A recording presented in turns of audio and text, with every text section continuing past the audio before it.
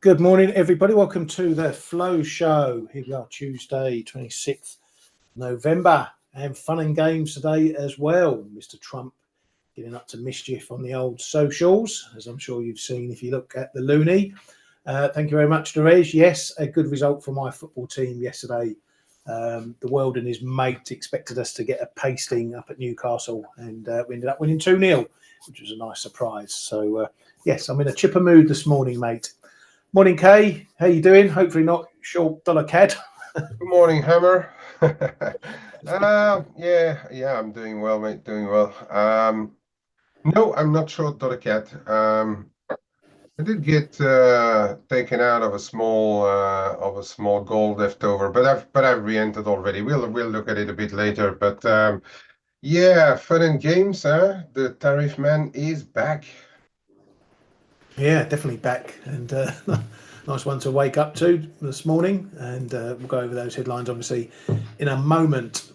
Right, let's go then. Where should we go? Let's go to Japan for once to start off with. There was some PPI data out from those guys. The corporate services PPI numbers showing a nice healthy 2.9%, higher than 2.5 expected, which was looking like it was going to dip from 2.8, although that was a higher revision. So another price component going the right way. One that isn't going the right way, though, is this BOJ core measure dropping to 1.5%. Was expected to rise to 1.8%. So nothing's really moving on a straight line in terms of inflation over there. We saw the national CPI numbers a little bit wobbly, but the fact that most measures are holding above 2% for now, that's what one of the conditions for the BOJ to hike again is that they want inflation stably above 2%. So they're almost on track, or pretty much on track with that at the moment. We'll see whether that means they're going to hike again in December. Over at the BOE, we've had Dingra out this time saying that recent CPI outturns show no asymmetry in inflation unwinding. The UK no longer looks like an outlier for inflation amongst advanced economies, which is a bit strange seeing how sticky our inflation was. Says there is a disinflationary risk in the UK, but the risks to the outlook are uncertain and difficult to gauge. It says policy is weighing on investment and living standards. Hence the reason why they want to get rates down, or she'd want to get rates down. Then she had a bit of a slag off of the ONS, saying the lack of reliable data is hindering monitoring. And she actually went into a bit more of a rant about the ONS and their lack of being able to get a reliable jobs report out. So that she comes from India, where they have over 1 billion people and they can manage to get labour market data out pretty quickly. And here in the UK, we can't. And to add to that, there's been a story out this morning that the ONS say it may take until 2027 before they can start producing reliable data. As a Brit, I'm absolutely embarrassed by that sort of comment. It really is a joke, but I shall bite my tongue for fear of going off into a rant about that. I missed a headline from Mr. Ishiba in Japan. He's calling on businesses to make big wage rises again next year, reported by the Nikkei. What do you make of that lot? I mean, that comment from Dingle on the jobs day, it is embarrassing, isn't it? You can't get a jobs report out for 4 years. I think she's living in her own world. I think she's trapped herself into her own thoughts, and I'm not even sure we need to pay attention to what she's saying anymore, right? But it is an embarrassment, especially as well that famous comment that she made on tariffs and inflation. It's completely outrageous from a central banker.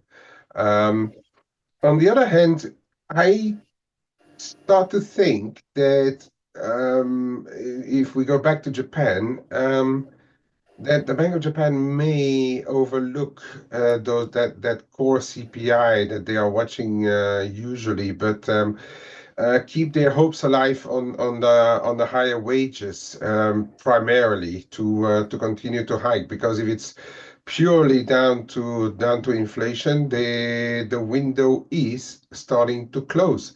But they can keep it, let's say, artificially open if the wages are higher. Now, it's going to be an interesting discussion coming come early, well, come Q1 really in Japan, because if inflation comes down, some of those companies may not be in such a hurry to produce another round of big wage hikes. So it's I think we're going into a very interesting kind of discussion there.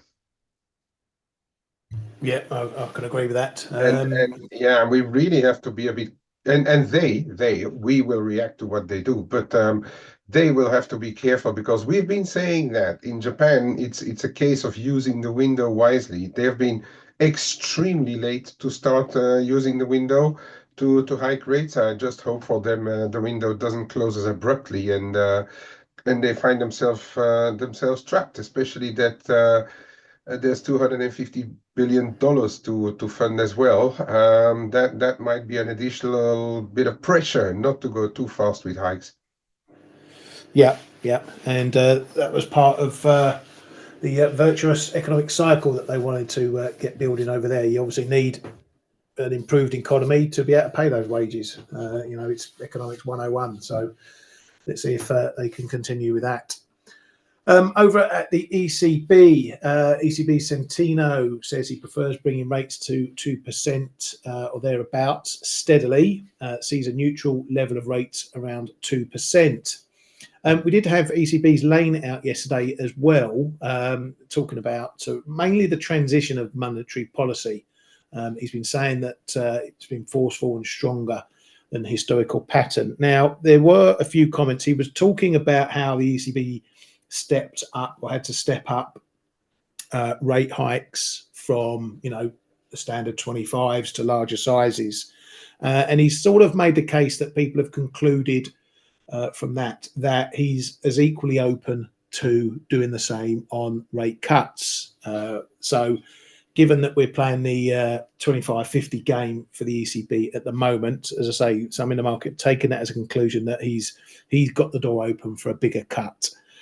We know others have been talking more dovishly, like Centeno. We also had Nagel speaking last week, saying that the discussion around the size of cuts will be dependent on their next forecasts, which come in December. So there's a few members now. It was sort of one, it's now sort of 2/3, who are not advocating for a larger cut, but are more open to a larger cut. And this is something the market is going to pick up on when playing this 25-50 game. Now, Nagel was out again yesterday saying rates are still restrictive at the moment and the ECB mustn't cut rates too quickly. So he was more back to his hawkish self, but he has given a glimpse of maybe what his thoughts are underneath the surface. ECB's McLuth is another one. He said rates are on a downward trajectory, and then he said he's open-minded on the slope of the downward path, which again can be insinuated that he's open to maybe a bigger cut. De Guindos was out as well, saying we will have new projections in December, but developments point to growth remaining fragile. So a bit of a can kick, and we're going to get a lot of that. Everyone's going to be waiting for these December forecasts like they're the Holy Bible. Wren said salary and service inflation remain persistent, and they maintain the risk of inflation moderating more slowly than expected. The Eurozone economy will grow slowly and recover gradually. What are you making of this ECB lot? I won't call it a shift, Kay, but it seems like that the crack of the door is just opening a bit more than it has been. Yeah.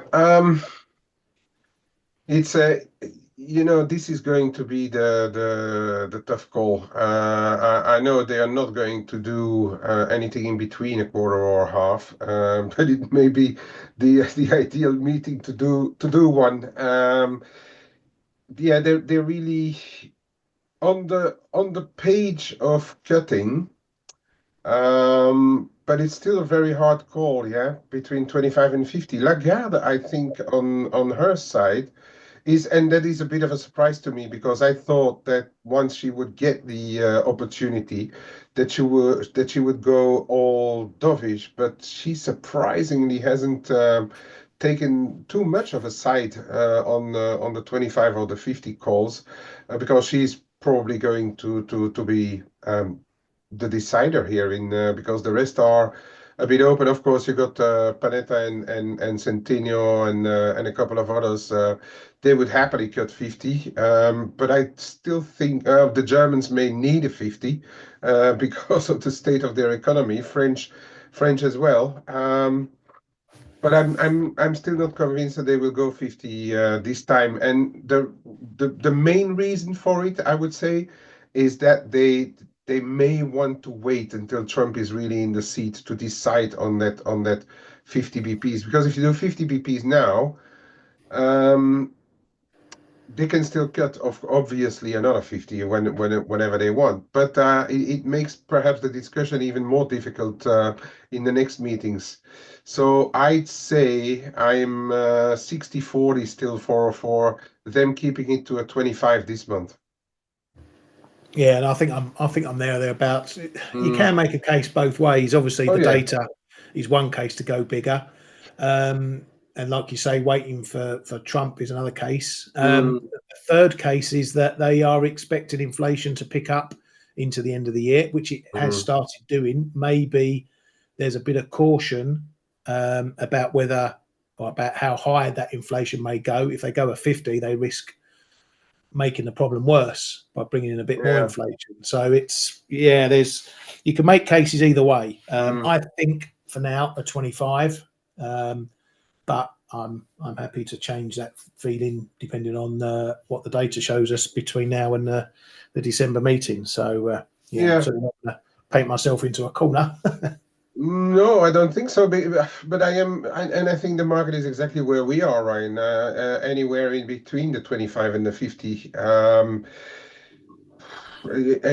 the inflation may be just the excuse to be able to wait. So it's on what, Friday, right? That we get it this week. Yeah, yeah, Oh, but we do get the Germans on Thursday. Um, So, yeah, I think it could be the perfect excuse to do the 50, and then they don't have to use the Trump argument to wait to do the 50 later on. So it could be a perfect excuse in the making there, providing that they are right, that inflation is a bit sticky into the year end. yeah, yeah, very much. Right, let's go over to the old Yankee Doodles. Feds Goolsbee says he's cautioning against focusing on inflation in any one month. So he's pretty much brooming the recent inflation data. Fed's Cash and Carry said that he's still considering a 25 pip cut in December. That says it's a reasonable debate for them to have. Now, over the last couple of weeks, I've been highlighting various job cut headlines and whatnot. Well, we've got another one. Tyson Krupp Steel is looking to cut 11,000 jobs between now and 2030. So it's spread out a bit, but it's still another round of job cuts coming. So let's talk about Mr. Trump. He started off, there was a story out saying he's preparing his wide-ranging energy plan to boost gas exports and oil drilling, the old drill, baby, coming out there. We knew that was something he was looking at. But then he decided to hit the old social media, and it's important to note that he dropped this first on Truth Social, on his Truth Social platform, before it then got picked up everywhere else. He's talking about slapping China with an additional 10% tariff, and then slapping Mexico and Canada with 25% tariffs on all products coming into the US. Now, it's important to know the background for his reasoning. His reasoning isn't per se to do with trade. It's for China, it's to do with illegal imports of drugs, particularly fentanyl, which is a big issue in the US. For Mexico and Canada, it's the issue of immigration that's bringing drugs and crime through to the US. So that's his reasons for these tariffs. These tariffs are not per se part of the trade deal tariffs and stuff that he's going to be looking at. That was when he was threatening to slap 100, 200% tariffs on Mexican produced cars coming into the US. Okay, so this is a different thing altogether. It's just a precursor or an appetizer, whatever you want to call it, for those. Now, obviously, the important factor is that he's gone active on the social media again, meaning that we get moves like we've seen in dollar CAD, like that. Okay, so this is the next 4 years, folks. Volatility, some of it good, some of it bad. You can't take your eyes off the social media channels right now. Now, China's already responded to that by saying that they do have controls over their drug exports and that sort of thing. They brushed it off. Canada PM Trudeau said that Canada places the highest priority on border security and the integrity of the shared border with the US. And I think he had a call with Trump as well. So this is a first shot across the bows. It's something that Mexico and Canada can react to pretty quickly, should they wish, if they want to avoid an early fight with Trump.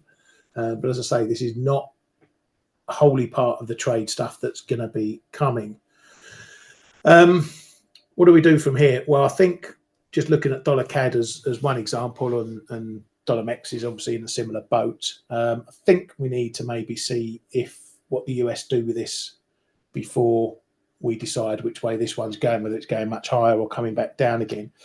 Personally, I would favour a fade. I'm not going to chase it down here though, and I want to see what happens with the US. And this is obviously brought to light that there is a risk that he can drop truth bombs whenever he likes, and the market can move whichever way it goes. So we have to be careful. But as I said, this is an example of what we're potentially going to be getting for the next 4 years. So be ready for it. What do you make of it, Kay? Is this something we need to fade, or do we need to be a bit more careful? In the long run, careful. In the short run, we may be looking to fade something, but now to choose in between the three, I'd rather fade the Canada than the mix or the Chinese yuan, because I think if it's a psychological game now, right? Or not even a game. It's a psychological war. But I think the Canadian side may solve itself perhaps a bit easier cool down a bit easier than the others. He's very adamant to stop the Mexican side, because the Mexican side is not only immigration, it's also Chinese products coming into the States via Mexico. The nearshoring, friendshoring, that the Biden administration accentuated, is also something that he will want to counter. So I'm reluctant to counter trade the Mexican side of it. But the Canadian side, perhaps, that is something different. Now, it's all part and parcel of his approach to politics and to trade. So it may just be the start off, use immigration, use the fentanyl big problems that there are, for sure, to start slapping tariffs on, then see how it goes, and if they haven't learned their lesson, start more. But I think the bigger his approach is not only going to be this one. This is just the start of putting in place his or actually threatening to put in place, because he's still not in the seat. But so you could see a bit of a counter trading for it, especially if into year end there is some dollars to do or so. But yeah, I think I'd rather, if I counter trade anything, it's rather going to be the Canada than stuff like the Mexican peso or the Chinese yuan. Yeah, yeah, I can agree with that. Mike says on the old Zoom chat here, the 20% tariffs are coming. It's the minimum he promised. I'm still in the mindset, and it's actually funny watching everyone else bricking themselves about these tariffs. Be it in the UK, there was a piece out that apparently some UK ministers are planning retaliatory tariffs against Harley Davidson and Jack Daniels and stuff like that. Everyone outside of America is running around with their pants on fire over this, and he must be loving it, because this is what's going to bring them to the table. You know, he's got the upper hand already before he's even made a call to talk about this tariff stuff.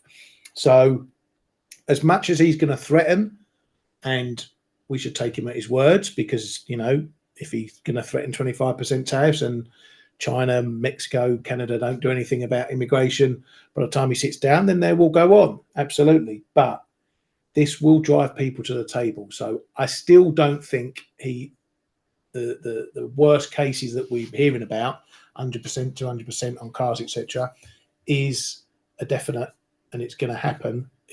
What it's going to happen is it's going to drive people to the table, renegotiate deals, and come to some agreements. That's the case I'm in at the moment. So let everyone else run around with their hair on fire, but be prepared that things will calm down and deals will get done when he does take the hot seat. Ray says, will this tariff not going to be deflation in the US? Yeah, it can be. I'm not overly keen on everyone jumping on the tariffs are inflationary.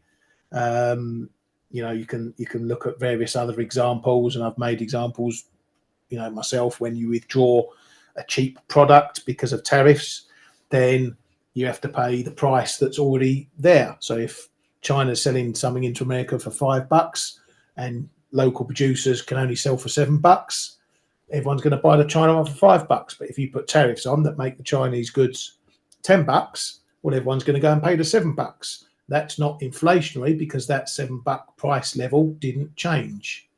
Okay, so it's never as clear as, oh, tariffs equal inflation. But if that's what the market wants to go with, who am I to argue? I'll just trade the moves and trade the extremes and do whatever's necessary. But it's never as straightforward as what you read in the papers, shall we say.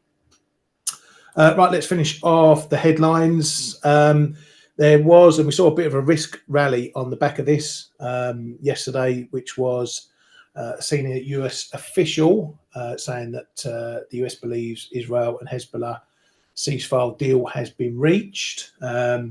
But then the US State Department came out later on saying it doesn't believe it has an agreement yet on Lebanon. The US believes gaps have been narrowed significantly, but there are still steps that need to be taken. So that's one of the reasons why we saw gold crap out yesterday. Was on the back of those risk headlines. Again, it just gives you a little idea of how much of the gold trade is based on these geopolitical events. Kay, what's going on with gold then? It's, as I say, it's given an indication of what happens when you pull out some of the risk stuff, but it's not really going to change anything in the longer term picture for the moment, is it? I don't think so. And well, just because of prices, I've let the rest of mine go in the money, but then I bought it back this morning because just because of the fact that, well, two reasons basically. I'm still of the opinion that the dollar may weaken a little bit into year end, but that's a different thing, I think. But in the present, well, a bit contrary to the example that you gave just a few minutes ago, I do think that tariffs are going to be inflationary for most part of it. and also as Israel just commented, giving themselves all the freedom to react to any so-called firecracker that one of the Hezbollah people would set on fire, and retaliate again. I think it's only a temporary setback. That's what I'm thinking right now on gold. But I will again repeat what I've been saying. We need to be on our toes because it just moves fast. It's a fast mover. If you look at it in percentage wise, we have done 4%. Again, we corrected 5-6%, then we moved up 4-5%. Now we're moving down 4%. Just be prepared for those kind of moves, because I think those kind of moves will continue. And but yeah, in time, I think over time, I still have not changed my view. And again, we were talking about levels, and you can see $100 down in gold. It's a lot. It is really a lot. But then if you look at it from the whole affair started somewhere in 2021, 2022, we still have gone from 1800 up to 2700, and we are in the 26s. We are not trading down at 2300, 2400, which could be a risk if everything thaws. But yeah, I'm not changing my global view yet on gold, but we need to be careful with the price action. Yeah, very much so. Just going back to the inflation thing, Galaxy on the chat says companies are doing preemptive price hikes. Yes, there is a lot of that. He says Walmart is stating 25 to 50% of prices will be higher. I get that, but it's twofold. Okay, you've also got countries like China, who we're probably going to see their trade numbers improving, because they will be banging out exports as fast as they can before any potential tariffs come on. So people will be stocking up at the cheaper price before they have to pay higher prices. And you're also talking about retailers.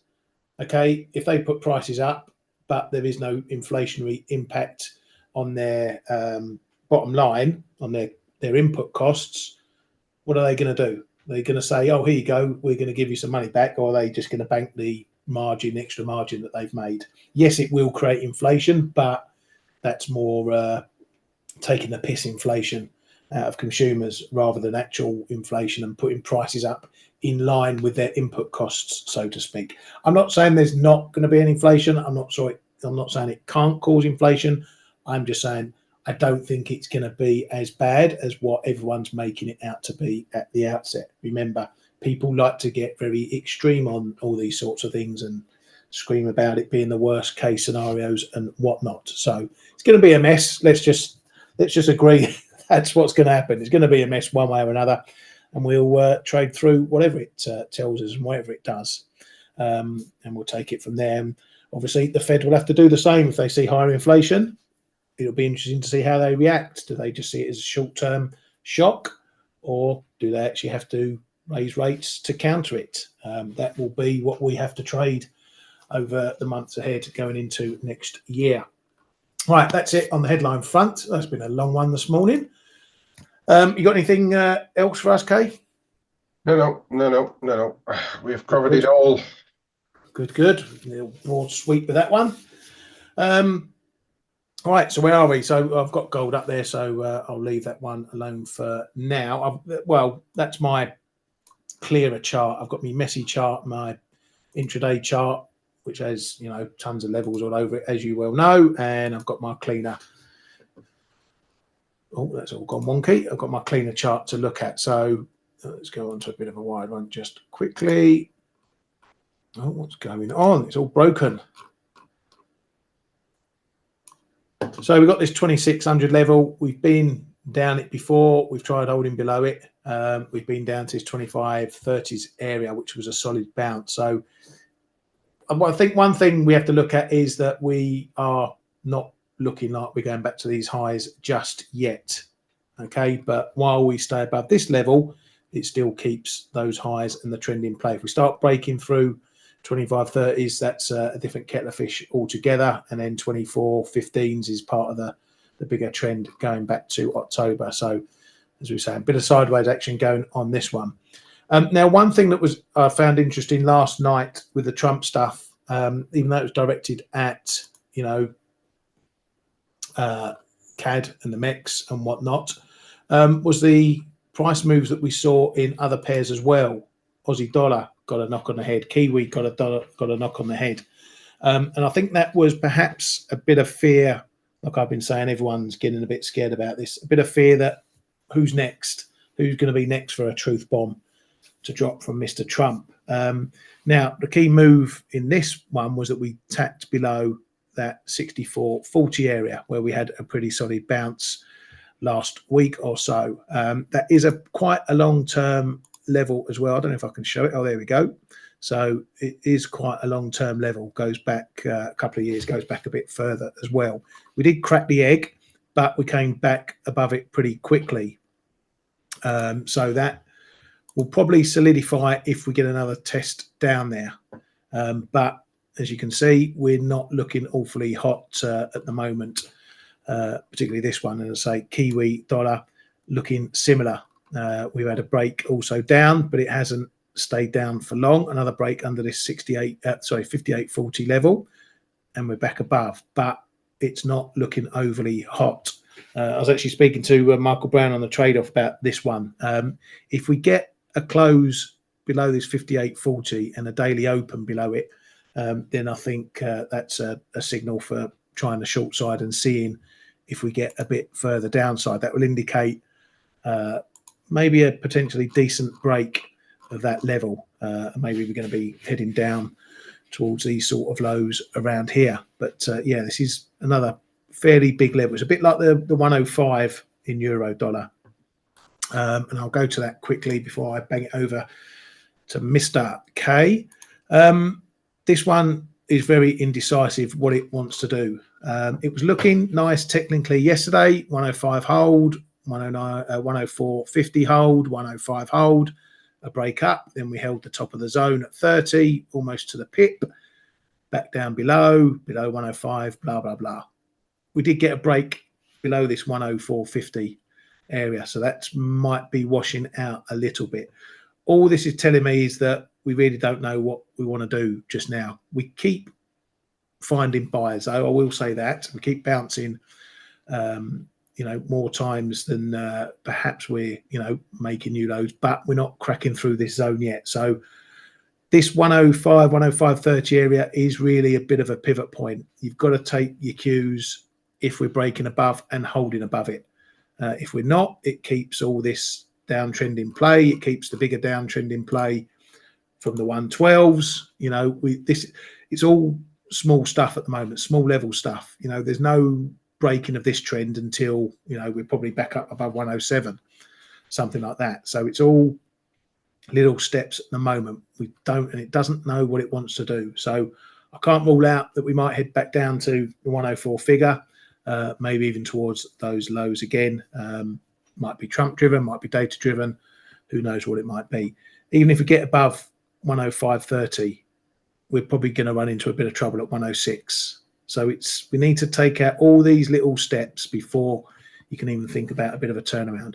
It also is not really showing any strong signs of forming a decent bottom. So I say that still keeps the downside when in play. Mr. K, I'm going to bang it over to you, mate. Yep. Cheers, mate. There you go. So straight away, let's first take Ali's question or Ali's comment about the Swissy. I've cleaned it up a little bit. So there's a few lines that went that are gone. I could set it back on here for as an example. As you can see here, I think the it's 88.20 rather, and an 88 the figure. That's where I think that it should hold right now. The dollar Swiss. I don't really Yeah, we can argue that there's a few levels here as well around 88.5, but will they really be traded? I'm not convinced that's where we are right now. I'd feel more confident is even a big word, because I really don't know what I want to do with the Swissy right now. Um, but we can see from the Euro Swiss that saw a few jumps there, that most of those moves are relatively spiky moves, and then we tend to come back here. Um, no, I really I don't plan to do anything, at least here. But 88 figure 20 is going to be a bit of a zone there, Ali. And then on the top side again, because this has been really a traffic level around 89, the figure, and then of course the prior top 89 and a half, 89.60. But right here, I'm not really feeling too tempted on what to do.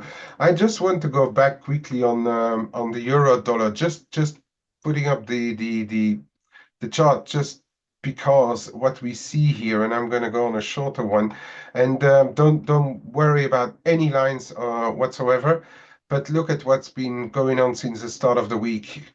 We come in 8, 9 o'clock in the morning in Europe, and Europe's being bought. We come in this morning 8, 9 o'clock in Europe, and the euro starts to be bought. We are in month end territory in things euro dollar, perhaps other European currency, like for instance the sterling is a little bit bid as well in the mornings. So that's what I always say: trade with the clock at hand when you trade in the last week of the month. And this week is potentially going to be really messy, because we have Thanksgiving.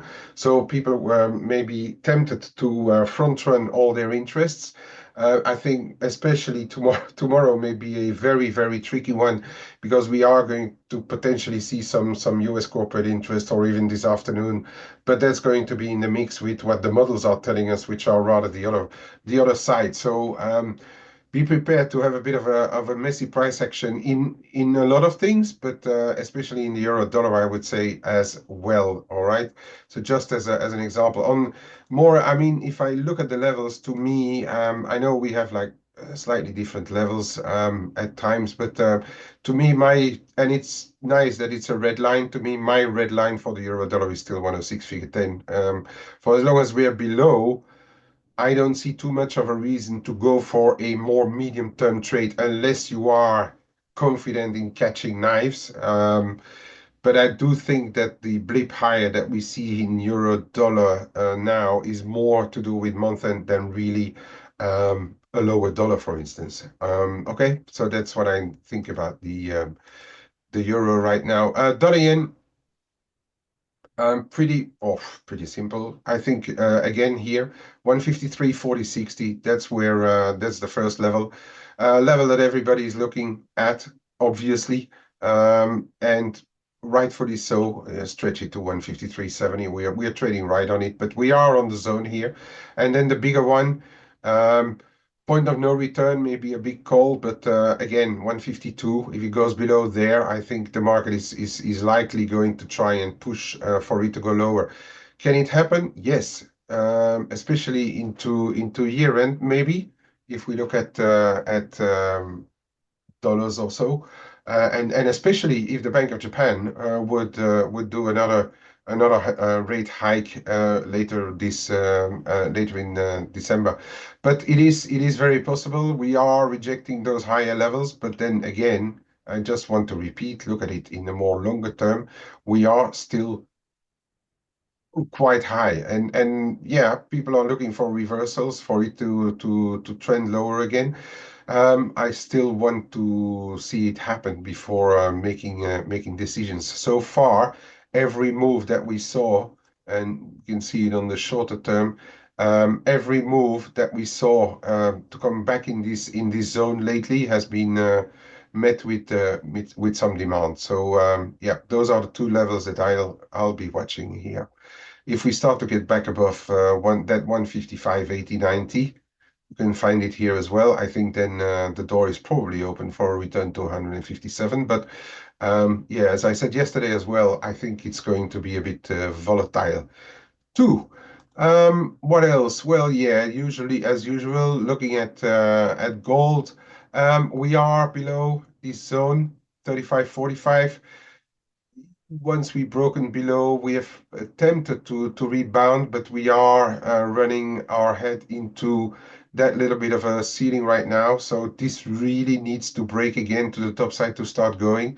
I think we are more in a rangy path right now. It held the 61.8 of the move higher, so that's an interesting one here, around low 26s. But I do think that this level here, 25.90, 25.80, yeah, 25.90, call it, that's going to be relatively important, not only for pure price action, but it's also, I think, going to be a bit psychological. If you start to get below 25.90, people say like, all right, we are leaving another big figure. We need to be a bit careful here, and then we could actually go all the way back down to low 25s. Why not, you know?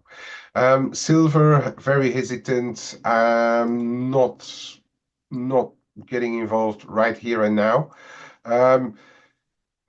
Tariffs has a bit of the effect of tariffs may be not obvious for stuff like this, because you could say like, okay, it's going to make prices a bit more expensive for local American producers, but on the other hand, is it not going to hamper exports in other countries, which usually would be a big user of silver? And I'm thinking about EVs and stuff like that. So it is a very unclear picture. You want to trade it on the back of price action and levels. Yeah, of course. But I think on the fundamental side, it's a very unclear picture right now for me. And that sums it up for me right now, Ryan. I'm not really looking at too much else, you know. I'm really following the fashion, what's happening from 1 hour into the other. And as I said, I'm keeping an eye on the clock. Could be a very messy month end. We are going to have more social media comments, I trust, from his royal orangeness. And then for the rest, yeah, keep it safe, and I give it back to you, Ryan. Thank you very much, mate. Good stuff as always. There's not a lot out this afternoon. We've got a bit of house price data, Philly Fed, non-manufacturing, new home sales. We do have the Conference Board consumer confidence data. So we'll keep an eye on that one for a latest look at the consumer. But apart from that, we'll call it a day for today. Thank you very much for coming and watching us here at the Flow Show. Have a great day's trading, and we'll catch you all same time tomorrow. Have a good one. Hey traders, this is Blake Morrow with ForexAnalytix. Thanks for stopping by our YouTube channel. Don't forget to like these videos, share them, and subscribe to our channel so you don't miss any of the content that we provide here for free. Thanks for stopping by. I'll see you in the next video.